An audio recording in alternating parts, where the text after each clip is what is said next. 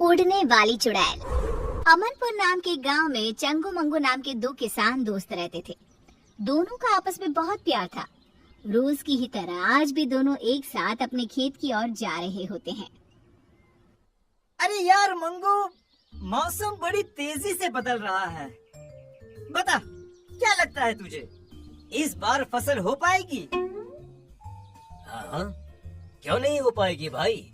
मेरे पास तो फर्टिलिक्स है, मैं शहर से लाया हूँ। ओ खाद तो, अरे वो तो हमारे पास भी है। सब गुड़ गोबर कर देता है तू, ये शहर में मिलता है। अरे तू कहाँ से पाएगा, बहुत महंगा मिलता है ये। दिखा दी ना अपनी औकात। मंगू, आखिर हमारे बीच पैसा आ ही गया। अरे नहीं चाहिए मुझे तेरे जैसा दोस्त जो हमेशा मुझे नीचे दिखाना चाहता है। अरे चंगू, पर मैंने कब तुझे नीचे दिखाया? अरे मैं तो सच्चाई कह रहा हूँ। गांव के बीचों बीच दोनों बुरी तरह लड़ पड़ते हैं।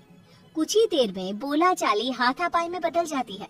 गांव के कुछ लोग आकर उन्हें छुड़वाते हैं और अपने अपने काम पर जाने को कहते हैं।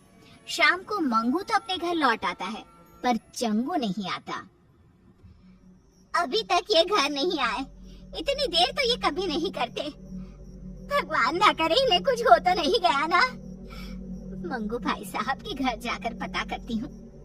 रास्ते में ही उसे सुबह चंगू मंगू के बीच हुए झगड़े के बारे में पता चलता है। मतलब मंगू भाई साहब ने ही किया है ये सब। ऐसा बदला लिया कि मेरे सुहाग को ही गायब कर दिया। विमला गुस्से में सोनम के पास जाती है और कहती है, कहाँ है सोनम, बाहर निकल। बता मेरे चंगू जी कहाँ है? क्या किया है आप लोगों ने उनके साथ? तभी उन सबके सामने अपने हाथ में चंगू को उठाए एक चुड़ैल हवा में उड़ती हुई आती है। मरोगे, सब मरोगे। छोड़ूंगी ना मैं किसी को, कोई नहीं बचेगा। कौन हो तुम? छोड़ दो मेरे पति को। मैं हूँ उड़ने वाली चुड़ैल। सबकी आंखों के सामने वो चुड़ैल चंगू को उड़ाकर ले जाती है। बचाओ, बचाओ, अरे अरे कोई बचाओ मुझे। उसी रात से गांव में उड़ने वाली चुड़ैल का साया मंडराने लगता है। अगली सुबह केसारी लोटा लिए खेत की तरफ जा रहा होता है। तभी चुड़ैल उड़ती हुई आती है और उसे हवा में उड़ाकर ले जाती है। अरे चुड़ैलिया, मुझे छोड़ दे मुझे चुड़ैलिया। अरे चाहिए तो मेरा ये लोटा ले ले। तेरे लोटे का मैं क्या करूंगी? मुझे जो तेरी चर्बी चाहिए, चर्बी। चुड़ैल चंगू की तरह ही केसारी को गांव के बीचों बीच हवा में घुमाती हुई गायब हो जाती है। धीरे धीरे चुड़ैल का प्रकोप गांव में बढ़ता ही जाता है। आए दिन कोई ना कोई गांव से गायब हो जाता। धीरे धीरे कर लोग घर से निकलना भी बंद करने लगते हैं। फिर एक दिन, ऐसा कब तक चलेगा? अरे कब तक हम लोग घर पे बैठे रहेंगे? अब तो कोई अपने घरों के छत पर भी नहीं जाता। इस चुड़ैल से छुटकारा पाने का कोई ना कोई रास्ता तो निकालना ही पड़ेगा। हाँ जी, बिल्कुल सही कह रहे हैं आप। अरे पर हम लोग करेंगे क्या? पीछा करेंगे उस चुड़ैल का। पता तो करना ही होगा कि वो चुड़ैल गांव वालों को कहाँ ले जाती है। पर वो तो अचानक ही कहीं गायब हो जाती है। कहाँ से हम पता लगा पाएंगे कि वो कहाँ जाती है? गेहूं की एक पोटली तो लाना सोनम। ये पोटली ही आज सभी गांव वालों का ठिकाना बताएगी। शाम को मंगू जानबूझकर हाथ में एक गेहूं की पोटली लेकर गांव के चौराहे से गुजरता है। उसे देखते ही चुड़ैल उसे उठा ले जाती है। फंस ही गया, चुड़ैल के जाल में फंस गया। फंसी तो तू है चुड़ैल, मंगू के जाल में। हमेशा की तरह चुड़ैल गांव के बीचों बीच उड़कर मंगू को लेकर गायब हो जाती है। चुड़ैल के अदृश्य होते ही मंगू अपनी पोटली से गेहूं के दाने नीचे डालना शुरू कर देता है। दानों का पीछा करते हुए सभी गांव वाले एक अलग ही दुनिया में पहुंच जाते हैं। एक ऐसी दुनिया जहां हर तरफ इंसान की शक्ल की सब्जियां थी। तो कौन नया गांव मालूम पड़ता है। अरे भैया वो देखिए हमारे चंगू जी पेड़ पर आधे टमाटर बनकर लटक रहे हैं। अरे कुछ कीजिए, उनको बचाइए ना। अरे वो देखो भिंडी के सारी ही लागत है।